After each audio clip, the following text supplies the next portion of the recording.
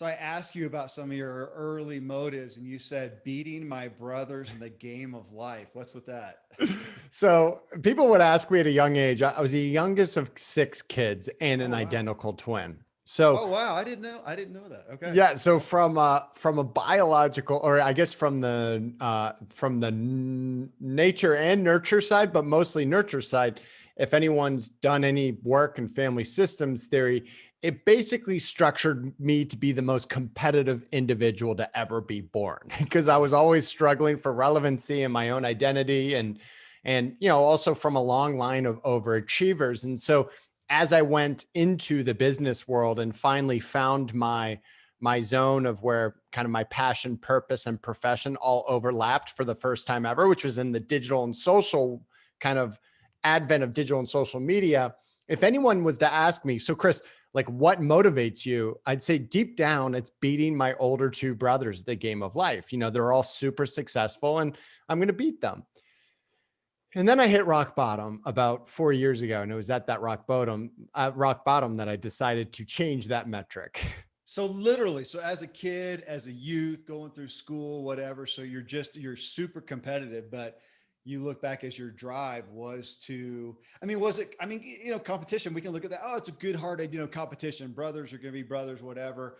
Or do you look at it now and go, man, there was some significant insecurity, or you're really trying to prove yourself?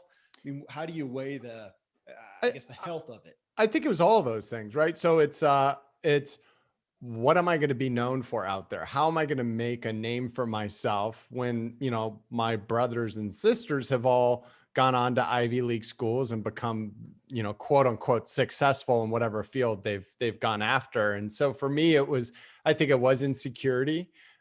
When you're coupled together with another being, just trying to be an individual as an identical twin is tough. So if my brother chose soccer, I chose lacrosse, right? Because I'm like, I'm not going to try to do the same thing he did. He chose to go to school up in the Northeast. I chose to stay in the South to Vanderbilt. And so I feel like with a lot of those choices that I made, whether it be large decisions or even small ones, a lot of it was kind of through this framework of what's going to set me up to be both different and recognized. And, as a young as six kids in a very hectic household, it was, you're always kind of vying for attention. And so, So yeah, sports and academia, both socially, I mean, were those three areas, were those all areas where you're trying to prove yourself? 100% and everything. And I would be relentless at any of them, at all of them, really. I mean, you mentioned nature versus nurture, and you got two kids, right? Yeah. Two daughters, 11 and almost 9. Well, and I've got a bunch of kids, and it's daunting to me to realize the impact and influence on their lives of their upbringing. So, to the best of my abilities, I'm going to have this influence, but then their brothers and sisters are going to have this influence. How is that?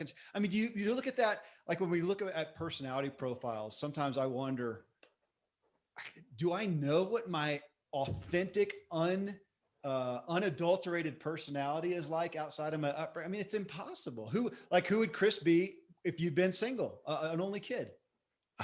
And I don't know, and I do think the harder you work at yourself in this journey, right? And the more genuine you can be to whatever it is that is driving here and here, Yeah. and that be always evolving.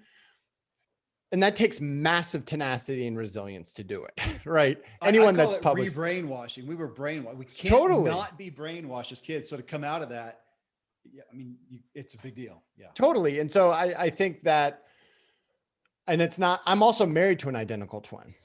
All right. So take That's this, odd. right? Okay. So here's what's crazy is we both have foils, my wife and I. And what has been the greatest realization from a social experiment is looking at how much, whether we care to look at it or not, our choice of spouse ends up molding you as an individual. Yeah. And because, we both went out into the world 14 years ago with identical twins.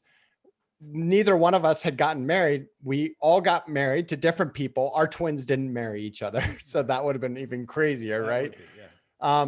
But now we get to see the impact of that spouse choice on personality, interests, geographic locations, and all of those things. So, I think even outside of just the family upbringing piece, there's also other contributing factors that make us what it is that we are, and what, especially what motivates us.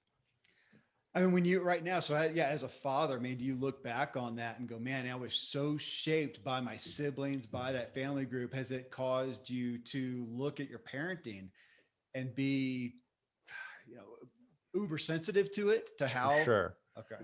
Yeah. Well, and I think so much of that pressure, right? I mean, I even look at the pressure. I put myself under ridiculous amounts of pressure as a competitive individual, as an achiever.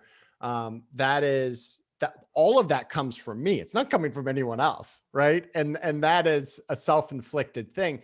And what I'm trying to create with my kids is, at least, the two greatest characteristics that I think make or break people, and their ability to relentlessly pursue their passions, is tenacity and really, I mean, it's that tenacity, perseverance, as well as that resilience. And so, you know, be allowing our kids to fail, allowing also ourselves to fail as we consistently evolve. And I think so many people feel like there's just one track, but we have seasons of life that we need to nurture to continue that development. And we're never quite there. And that's for me, progress in that direction, and living a life where passion, purpose, and profession can all overlap to where you don't even know when you're working.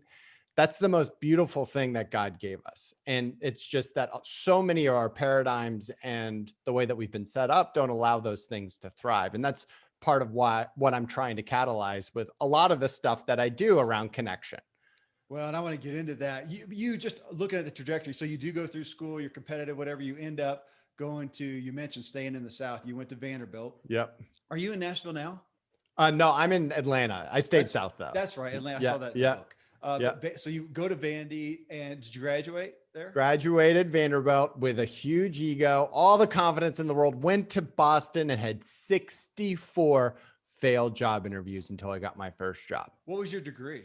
It was human and organizational development, essentially applied human psychology to businesses. And so why go that direction?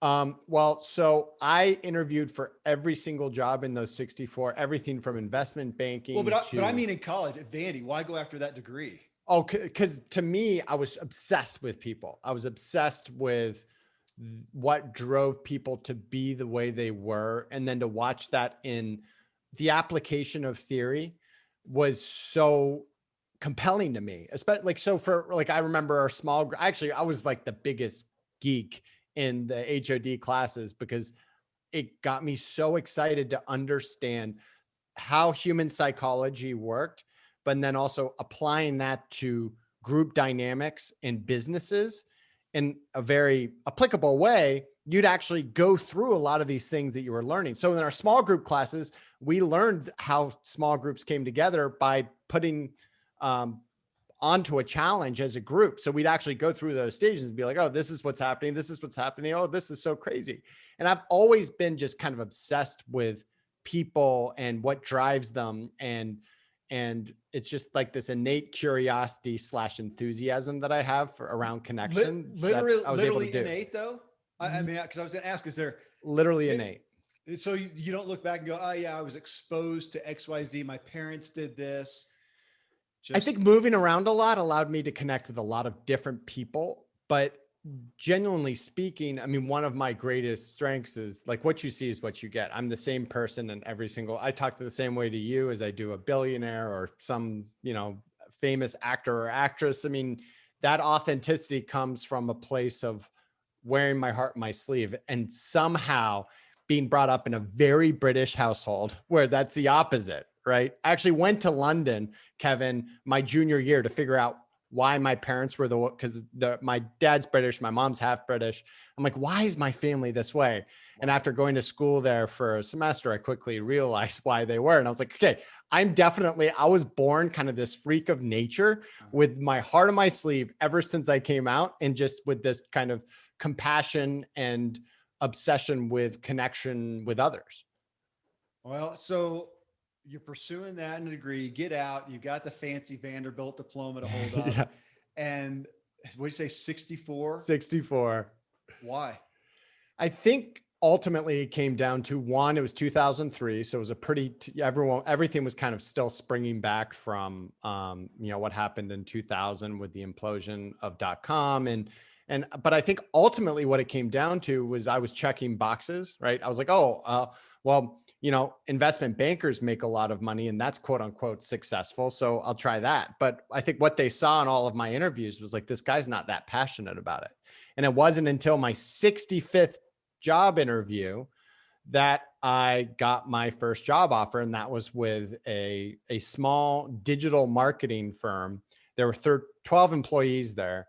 And it was a little bit creative. It was, all around this new world of digital. And I was like, wait, you can actually make some money by being creative. And I had no idea this existed. And sure enough, once I landed there, it took 5 lateral moves over a 5-year period of time, making $28,000 until I really fell into my niche in the social media world, which was where I say when your passion, purpose, and profession do overlap, ridiculous things tend to happen to you. And so I had one of the first viral videos, for example, Kevin, with me getting engaged to my wife before YouTube. 7 million people saw me get engaged to my wife. We were on the front page of the Wall Street Journal, and Good Morning America flew down to interview us about this very emotional proposal that I put on ChristopherTuff.com. And I did all of that with the purpose of, well, one, our twins seeing our engagement, but two, checking a box from the owner of our firm saying, where she challenged me, if I got 1 million views of a viral video, we then use that to prove to our clients that we can do this new social digital media thing. This is in 2005, 2006, right before all that stuff started to happen. And they ended up giving me my own trend spotting social media department before it was really kind of invented. So you said, I mean, leading up to your change, let's say your valley, whatever. Sure. Leading up that, you said something about, the aspect of learning not to make money the North Star. But even back then, so you're in this arena that is in your interest. I mean, it's valid for that and your passion, purpose, whatnot. Was that really it though? Was it really money as opposed to just, again, this is the further achievement, affirmation, whatever? I think it was first the affirmation and the accolades I got along the way that fueled that passion. It also, I was obsessed with where everything was going and kind of the emerging digital media. I mean, I worked directly with Mark Zuckerberg and sat across from him before they launched to the public as one of his first advertisers. And people will be like, oh, what was that like? I was like, well, he didn't really talk all of dinner, but I was one of the first ones to work with him. And being at the advent of such a massive explosion with where the world ended up going, it was a ride. And I was holding on to this rocket ship with everything I had while looking around and saying, am I beating them now? Am I beating my brothers now? Is this it? I'm making more money than I ever thought you could make in advertising. I became the youngest partner of our 100-year-old history of our firm. But deep down, after about 9 or 10 years of that ride, I found myself exhausted and unfulfilled. And I think most of that stems from really doing a lot of this stuff or coming to the realization that, is this really what I want? Is success, is the metric of success of beating my brothers at the game of life the best metric? And it was like, no, it's not. So was it literally a short amount? Was it an occurrence of the breakdown? I mean, are you going along and is it a crash or is it kind of a slow, what? It was a crash. Really? Yeah. I mean, and it manifested as almost panic attacks and massive amounts of stress and not sleeping much. And ultimately it came down to me looking at my wife and I said, you know what? I can't do this anymore. And she's like, yeah, I can tell. Like, what are you going to do about it? And I said, well, I think I'm going to take a month off. I'm going to So, ask for kind of a sabbatical and so during that. you're married, you already have the two Two kids, kids. you Yep. got the job, youngest partner, you're working like mad. You do care about what you're doing. So you enjoy that. You're leading people, having success, but you're just, in reading it sounds like you're just full tilt boogie. I mean, you're burning the candle at all ends and, just nuts. And she saw it. You said other people at work, your partners, whatever, they saw it and said, you kind of related, they were kind of like waiting for you to, when's this going to end or when's Yeah. it going to come around? And so it wasn't a big surprise. And so it was a screeching stop. And you took a month sabbatical. Yeah. Okay. Yeah. And, And that month was just kind of a wake up the next morning and try to open your eyes and figure out what's going on. Was there any kind of a purposeness I to tore, that month? sure. I tore the house down and I looked very in depth within myself. I turned off my phone for a month. I didn't talk to, found a place that I could actually catch, spend time with just me and really assess what it is that I want to be building, doing, and also where it is that I want to go. And it was in that month off that I realized that, well, one, my metric of success was off. Beating my brother's the game of life probably isn't the best thing. And instead, success should be really deemed on a nightly or a daily basis when at night my head hits the pillow, and it should just simply be, did I have the impact that I intended for the day? I had already figured out what my personal purpose statement was, but I further honed it. And that was to inspire and connect. And so I went from this place of being the tip of the spear, the tip of the arrow for the firm. And, if you had Googled me back then, you would have seen all of the accolades that I got for, my ideas around where social media was going, et cetera. And I really took all of those efforts and said, you know what, I'm going to focus it on my people and everyone on my team. We have 320 employees at that time at the firm. And I'm just going to be that leader that they need. And I'm going to put it all in them, and I'm going to let them shine. I'm going to let them have the headlines and really take all of that effort in creating that connection inward. And what happened through that process was magical. And I found it to be 10 times more fulfilling than anything else I'd ever done. And I found I had a knack for really getting people really, once again, inspiring and connecting people. And, it was after about a year of that, Kevin, that I was at a executive retreat, still kind of pursuing this stuff, that I introduced myself around the fire. And I was like, well, I don't know how to introduce myself because I'm not really the digital and social guy anymore at the firm. Well, I'm kind of like the Millennial Whisperer. And I introduced myself as the Millennial Whisperer. And that was, I shared my story, sat down around the fire, and the guy leading the retreat, who I didn't know at the time, Tommy Breedlove, kicks me and he goes, "You better write that book." And I was like, "What book?" He goes, "The Millennial Whisperer. You will crush it." And some of the guys around the fire, they're like, "Yeah." And, average age being 45 to 50, they're like, "Well, what do you do? What are some of the things? Because I can't stand this generation, blah, blah, blah." I'm like, well, I gave him a few of the tactics that I use with my different team members. The art of the flyby. I'm like, well, every Monday I go by everyone's desk and I ask them how their weekend was. And I usually know because I follow them on Instagram, and I say, "Oh, Meg, that puppy you just adopted is so cute. Like, tell me more about that."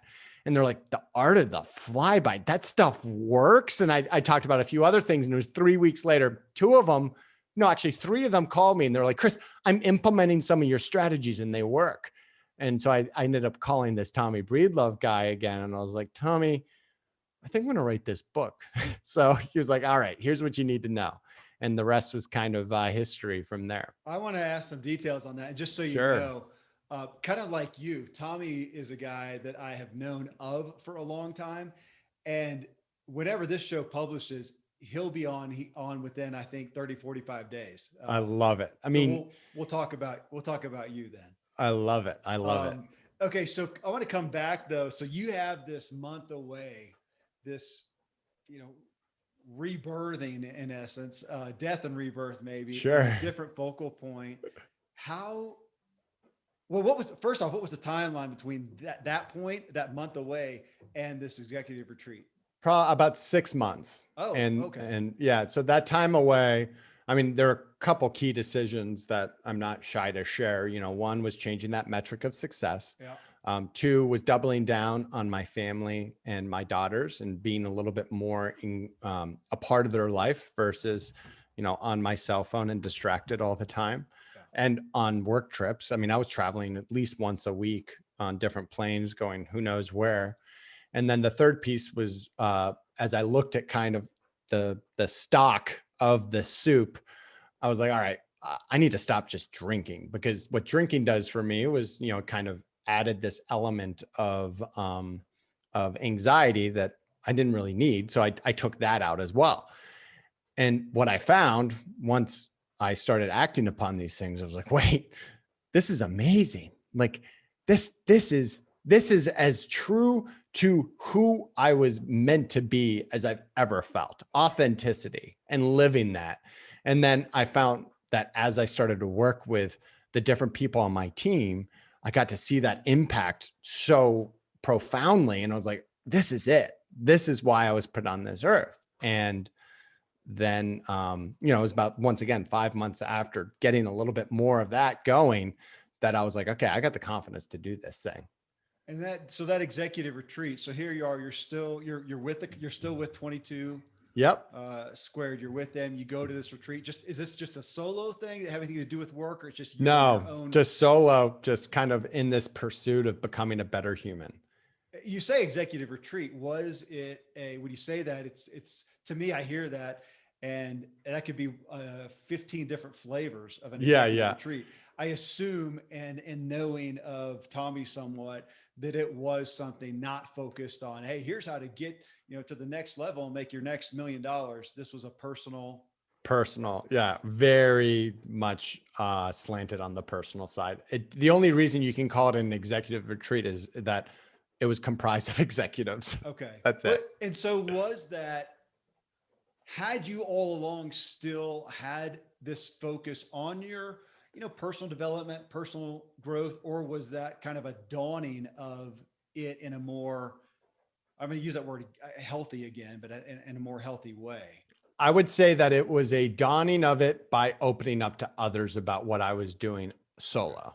And I was doing a lot of the work and practicing some of these things on my own without necessarily opening up to others about what this is all about. And that was huge for me. And I was talking to my wife about it with Tommy the other day, because now Tommy and I are best friends. And, he's also the first person I call when I needed practical advice. And my wife talked about right before that retreat, I turned to her one night and I had tears in my eyes. And I said, Julie, how sad is it that I don't really have any friends anymore? As I've been kind of going on this journey alone, I don't really, because I'm not going out to parties and hanging out with the same set of friends. And I'm just kind of lonely. And she just didn't know what to say.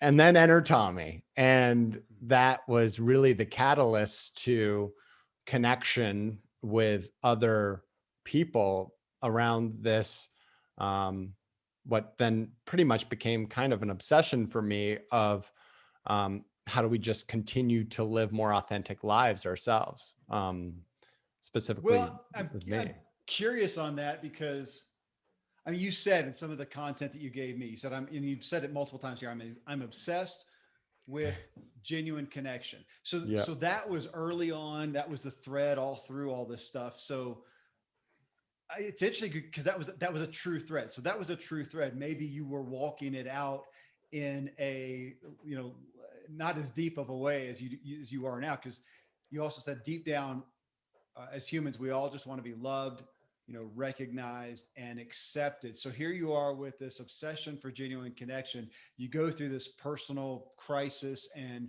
revamping, and you still have that thread. I like that it's Yeah. still, that was still true to you. But if I'm understanding right, it took a, is it even fair to say it's a different, it took a different direction, or just took a deeper dive? I think it took a deeper dive in a different direction because it was less of having impact me to others, and it was more of having impact through others. And, even when trying to create my purpose statement to put that stake in the ground, I went all the way back to like my third grade report cards. And I remember vividly some of the only positive things on those were Chris's enthusiasm is contagious. That was in third grade, Kevin, and I still remember it.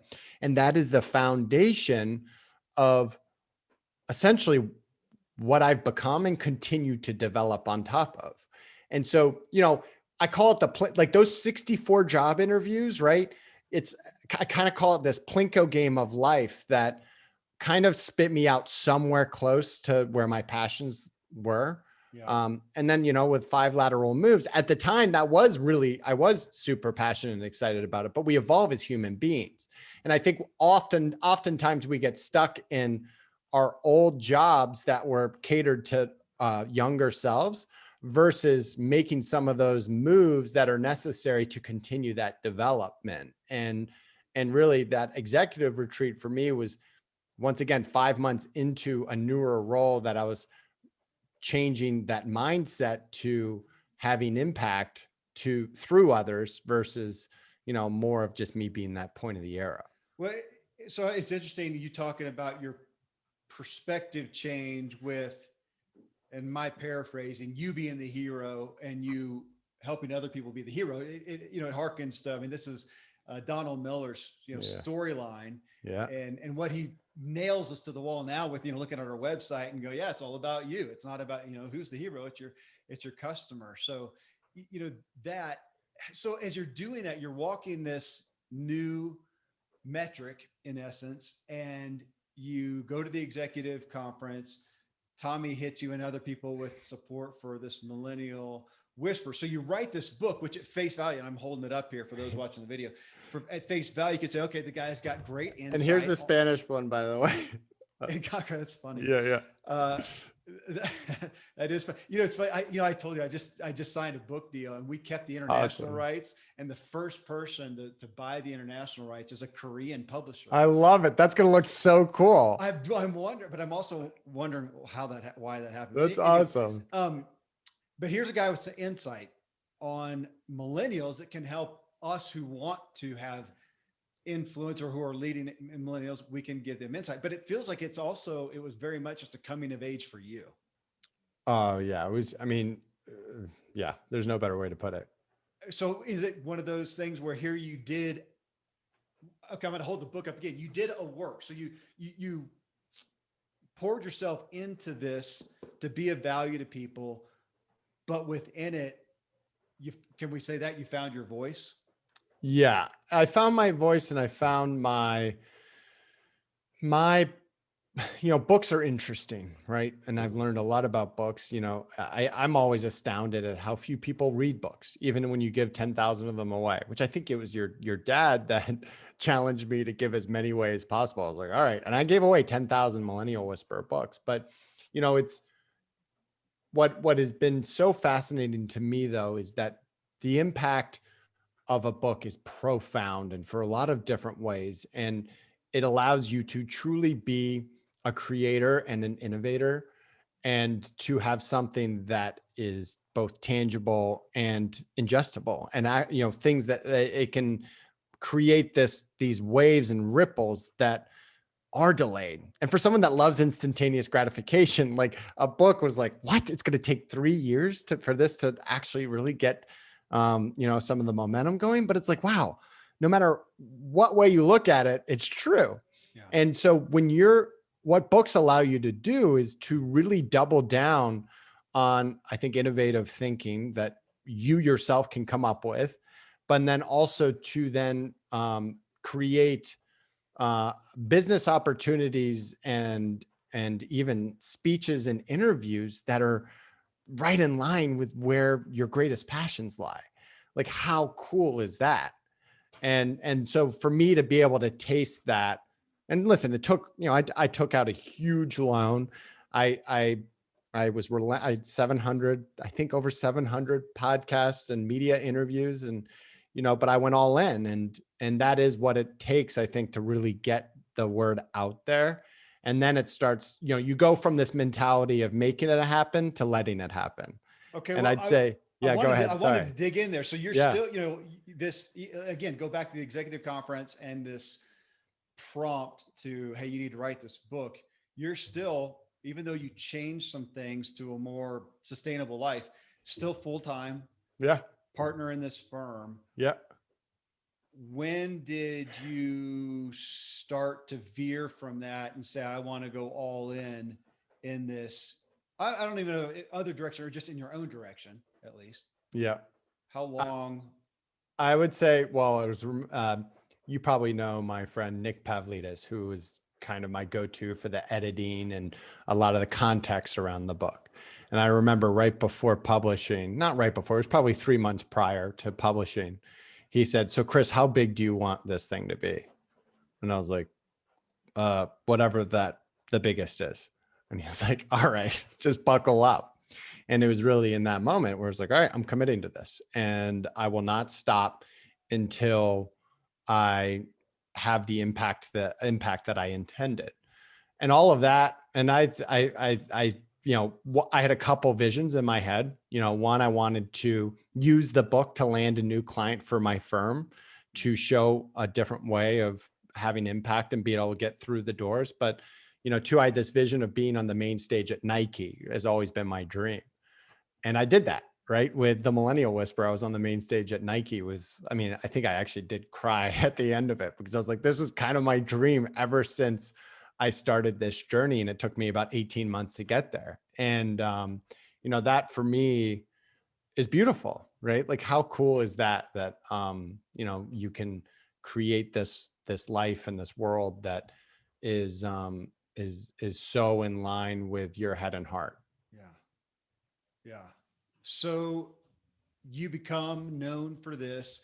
I heard stories from my dad somewhat on some of the stages you've been on and the books and whatnot. When did that become then? Did you just, was there a day you officially left 22 Squared? No, I'm still at 22 Oh, you Squared are? today. I didn't Yeah. know that. Okay. Yeah. And the whole premise is that I use the book to open up doors for new business and relationships. And Okay. every day I would say a new one opens up. Wow. And, it's in different realms of organizations, but my specialty is curating genuine relationships and connection with whoever it is. And a lot of that's kind of taken me to what the next book is about. But, for me, we've got to get a little bit more creative about how we navigate the business world with being a painkiller. I say, and one of the filters I use for the Millennial Whisperers, be a painkiller, not a vitamin. And we know with books, there's so many vitamins out there. And instead, I needed to address and alleviate specific pain points that organizations were going through. And there's probably no greater one than millennials and Gen Z right now. And, once again, the whole premise of my book is around really using them as a catalyst to change the way that we look at our organizations, and we use them to evolve to what we need to be evolving for. Because deep down, if you look at what millennials and Gen Zers want, we all kind of want it. Well, and just kind of off tangent a little bit, just Sure. with the book, because I know I came into it viewing it as, yeah, if I'm heading up Nike and I've got all these, kids working for me, I'm going to read this to understand how to be a better influencer leader with them. Is it something, however, that you are also recommending that the millennials themselves read?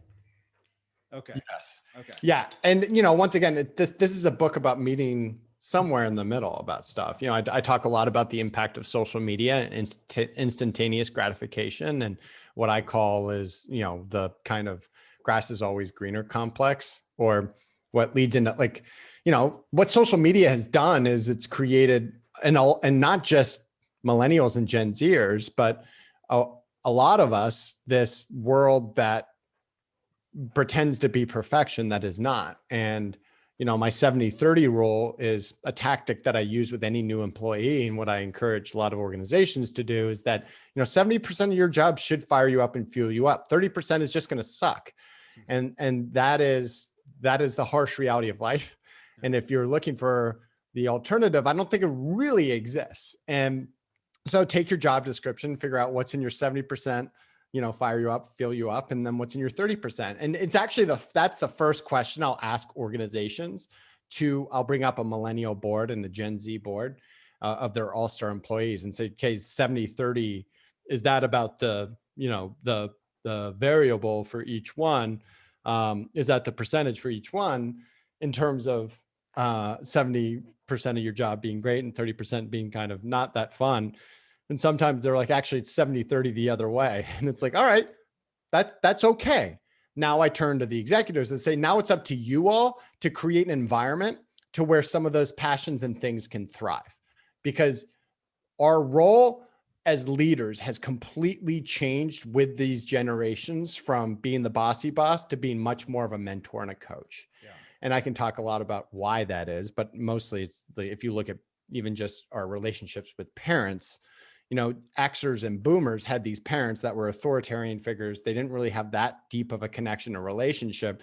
And that's completely shifted into with millennials and Gen Zers. And so when they enter the workforce, when they look at someone as their boss, they're looking for a similar type of relationship. And a lot of times they're looking for more of that connection and mentorship. And I know I digress and kind of more specifics on that, Kevin. No, and I think we're going to do a follow-up show, and I want to dig into some specifics on Sure. the motives for millennials specifically. But so here you are, and somehow I missed that you're still with 22 Squared. So you're still here. You still got this career business happening over here, but now you've created your personal brand known as the Millennial Whisperer. So, but you've got a separate business, your own business over here in essence. And now you're coming out with another book.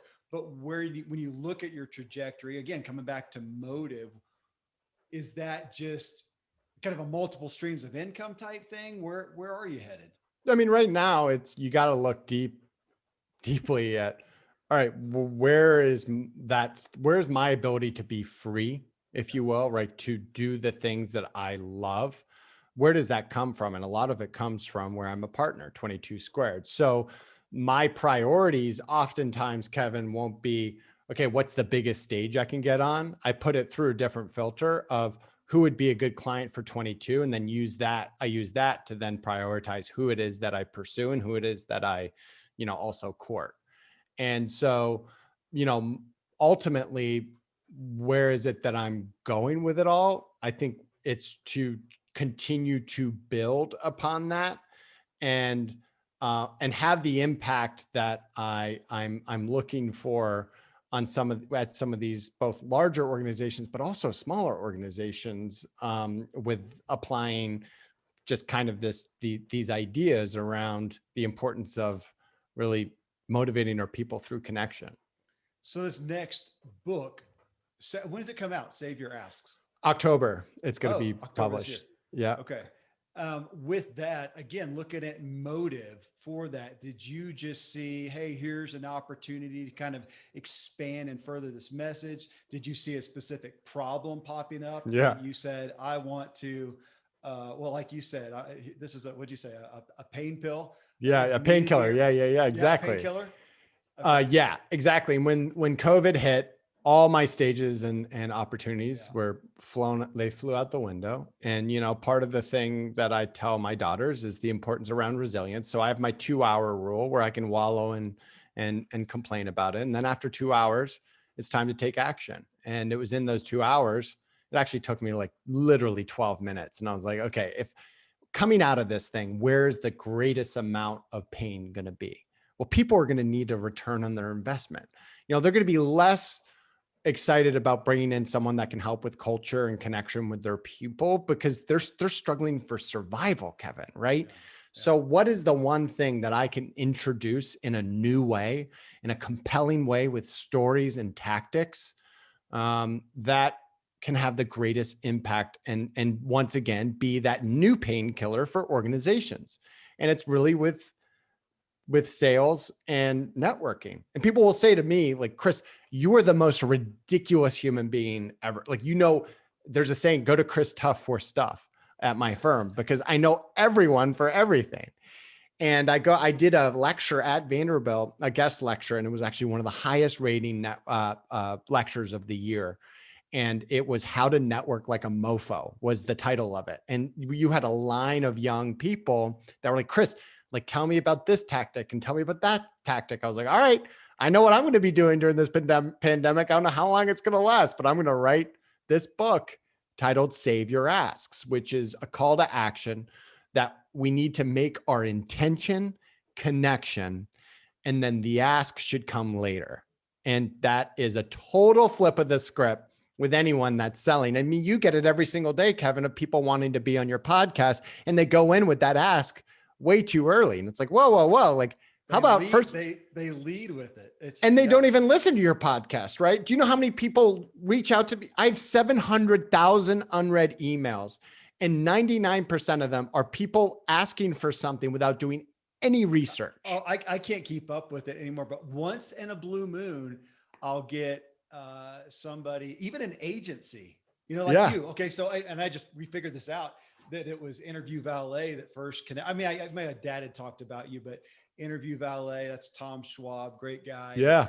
But once in a while, I'll get a contact, hey, I think so-and-so would be a good show because I listened to XYZ episode and I was really impacted by whatever.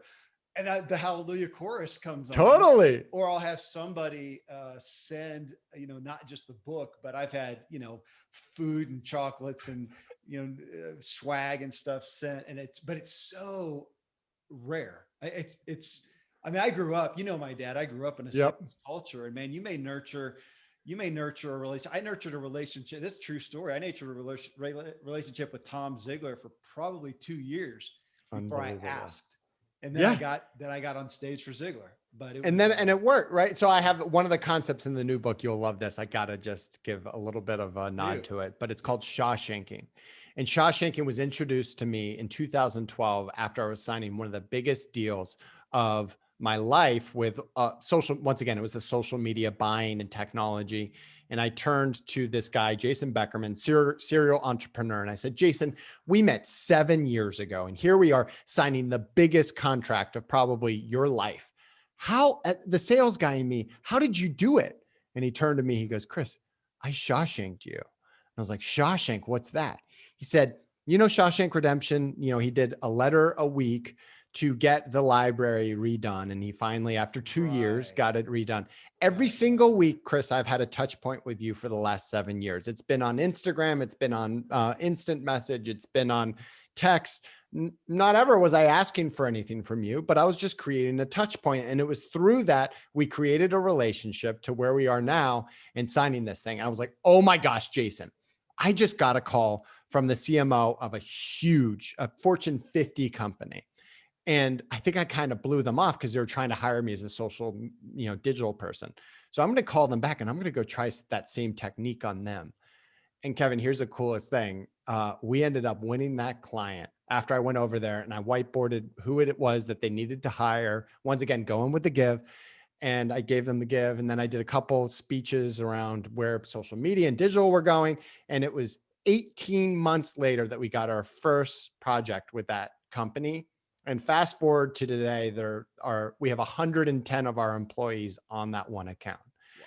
And it's like, to your point, right? Like it takes time to curate connection. And all of my stories start the same way, where they end up becoming my good friend, right? Like how cool is that? That when I'm courting someone, they end up becoming my good friend. And then a byproduct of that ends up doing business together. And so that's essentially what the new book's all around. Well, it sounds like the millennial, the newer how to win friends and influence people in today's day and economy, and I was talking to your dad about that a couple of weeks ago. I was like, that's exactly what it is. And really it's no different than doubling down on my whole kind of obsession around connection. And it's taking connection inward within organizations and putting it outward. Right. So it's the connection. How do you create connection outward? Well, I want to come back. I've got a couple ideas. I want to come back and talk a little bit more about motives for millennials, what you see, college, and even that, because that has come up so consistently where the reality of our culture and our corporate world having such a hard time with this influx of new workers who don't have, the term, the soft skills, which somebody, I got to figure out who it was, because I read it and I loved it, said, no, these are essential skills, but they Yeah. don't know them. And this is what I talk to my adult kids about. You guys have such a leg up just because you know how to relate to people. I don't care what you know, whatever skill they can teach you, but the skill of relating to people. So I want to do a follow up on I that one, can't man. wait. I I'm can't so wait. stoked to finally connected with you. The message is so stout. I love the threads that we can see through your life and how they played out. It'll speak to people because it helps us understand our own motives when we hear others. Man, thanks for coming on. Thanks for candidly sharing your motives. Absolutely. Thanks for the opportunity, Kevin.